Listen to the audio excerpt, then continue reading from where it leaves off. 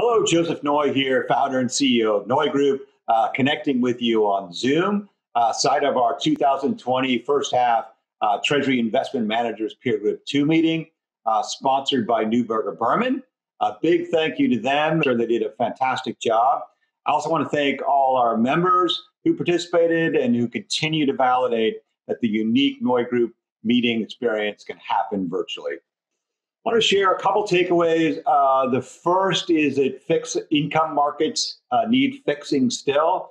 While the global financial crisis of 2008 was centered on leverage and resulted in attempts to fix the fixed income markets, COVID-19 has shown that they continue to need repair. Active market makers, namely the broker-dealers and banks, were made passive by regulation.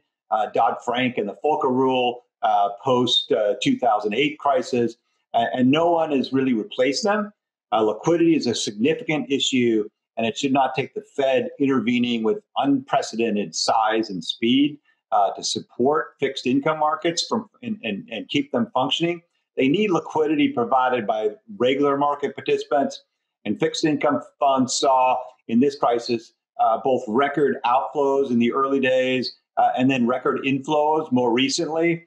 And if you need to sell quickly, it can be hard to find a buyer. So spreads gap out dramatically as a result of this illiquidity, more so than credit risk. And even then, finding a buyer is a scramble, in particular when an unforeseen crisis comes.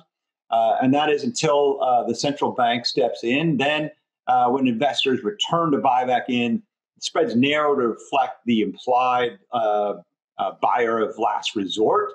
But there's still a friction cost in the bid offer to find a true market seller. This problem is exacerbated by so many fixed income mutual funds and ETFs holding longer maturity assets of varying availability for sale, yet allowing investors to cash out on any day. This should not be allowed to continue. There should be more time spent to fix the fixed income markets, both to ensure a liquid secondary market in bonds in particular, and more rational primary markets for new corporate bond issues for the next new normal. Second thing we want to share is sell and settlement risk. For investors of corporate cash, all this means that they need to be ever more cognizant of their ability to sell and settle the assets they invest in and how long it will take to convert them to true cash.